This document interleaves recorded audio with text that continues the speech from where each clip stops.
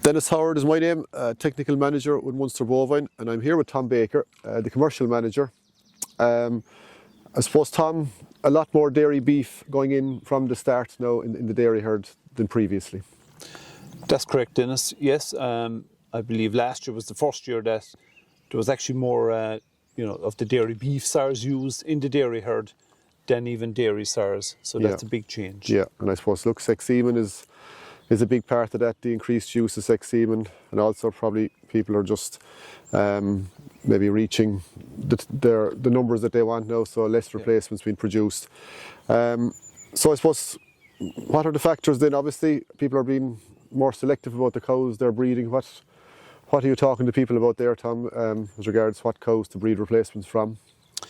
Yes, I suppose, look, the expansion is over in real terms, and so I'm encouraging guys to very much look at their milk recordings and select the cows they want to breed off of. There's quite a few guys still breeding, their maiden heifers to Friesian. They're using sexed Friesian on their maidens, using predominantly using sync programs.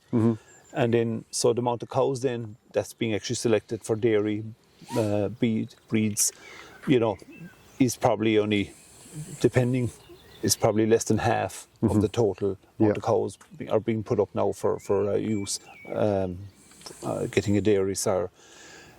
I think there's definitely a big opportunity to use some of the beef breeds, and the beauty of using AI is that you just don't have to stick to one sire.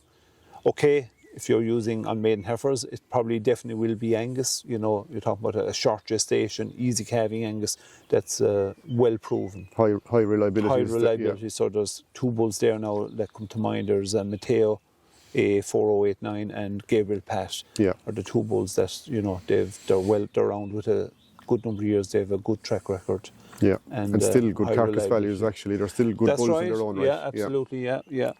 And so then I suppose after that you're talking about, in terms of beef, you're moving on to, we call maybe the middle range of cows that are more like the second calvers or even first calvers, and the smaller type of cow might be a smaller framed animal that you'd be maybe afraid to give a continental bull to. And there's an opportunity perhaps to use the likes of the Hereford sires on those. There's quite a few really good Hereford bulls available through Munster Bovine for those. And there's also an opportunity, perhaps there's a very easy-calving limousine there called Powerful Proper, can be used. He's being used, I think, widely on actually limousine maidens himself. So he's quite easy-calving and short gestation. And I suppose moving on to the mature cows then, and I suppose one thing, certainly for the first few weeks of the breeding season, when those cows are calving next spring, they should be in kind of reasonable body condition. They'll be after a kind of a reasonable dry period, so they shouldn't be over conditioned anyway. There's going to be plenty of supervision at the start of the calving season.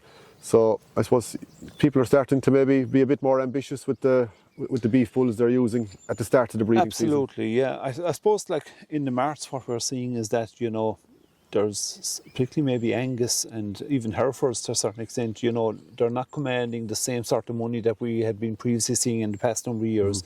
And so what guys are now, they're tempted to do is have a look at some of these other breeds, the continental breeds in particular, the likes of the Belgian Blues or Charlie Limousine, etc. Yeah. Norbrax. And I would encourage them, I think, again, the fact that if you're using AI, either you're doing DIY or have an AI tech coming in, you have that luxury of being able to select different breeds on the day. Yeah. And for specific cows. So like those mature cows, that I think there's definitely an opportunity there, Dennis, to select some very good blues, or there's actually a really good Charlie. There's two very good Charlies that Munster Bovine have, Le Pen and Orby. Yeah. And both of those, their average, I think their gestation is only 282 days. Yeah. Which is only similar to Hereford. And we don't hear a thing about them calving, Absolutely. Yeah. And guys are now, we're hearing back that they're getting, 350, 400 euro for those calves. Yeah.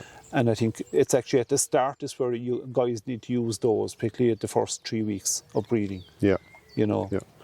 So the key things there then are selecting the cows, plus the maidens maybe to breed your replacements from. And then after that, making sure you're maximising the beef value of your of your beef calf crop Absolutely. by selecting bulls that are suitable for the different parity of cows up along. Yeah. Correct. Yeah.